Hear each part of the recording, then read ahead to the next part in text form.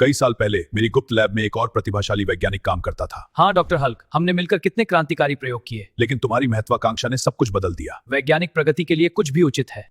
मैं बेहद बुद्धिमान और नई तकनीक बनाने में माहिर हूँ। मैं डॉक्टर हल्क का दोस्त और भरोसेमंद साथी हूँ।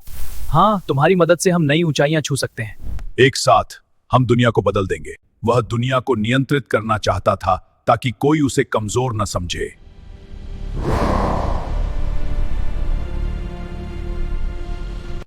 लेकिन धीरे धीरे दोनों की सोच अलग होने लगी।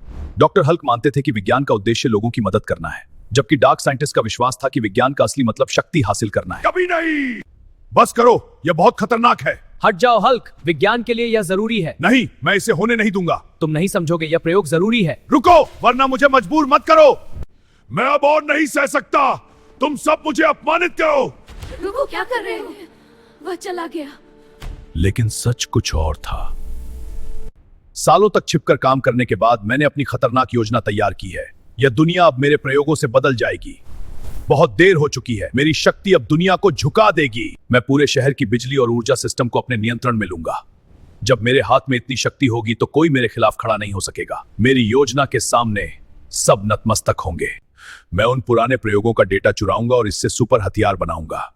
ये मशीनें किसी भी ताकत को नियंत्रित कर सकेंगी। हाँ, अब ये मेरे कब्जे में है। मैं ऐसे रोबोट और डिवाइसेस बनाता हूं जो लोगों के दिमाग को नियंत्रित कर सकें। देखो, यह मेरा नवीनतम माइंड कंट्रोल रोबोट है। इसे एक्टिवेट करते ही यह किसी भी इंसान सिर्फ प्रयोग का हिस्सा है। यह लड़ाई सिर्फ ताकत की नहीं होगी। यह है विज्ञान की सोच बनाम जिम्मेदारी की सोच। शक्ति ही सब कुछ है, यह तुम्हारी सोच है। बिल्कुल, शक्ति के बिना विज्ञान अधूरा है। नहीं, विज्ञान का असली उद्देश्य है मानवता की रक्षा करना। वो नियम ही हमें इंसान बनाते हैं। मेरी कमजोरियां तुम उन्हें नहीं जानते। हाँ, मैं जानता हूं, क्योंकि मैं तुम्हारा सबसे करीबी साथी था। तुमने मुझे धोखा दिया। हाँ, और अब मैं तुम्हारी हर कमजोरी जानता हूं।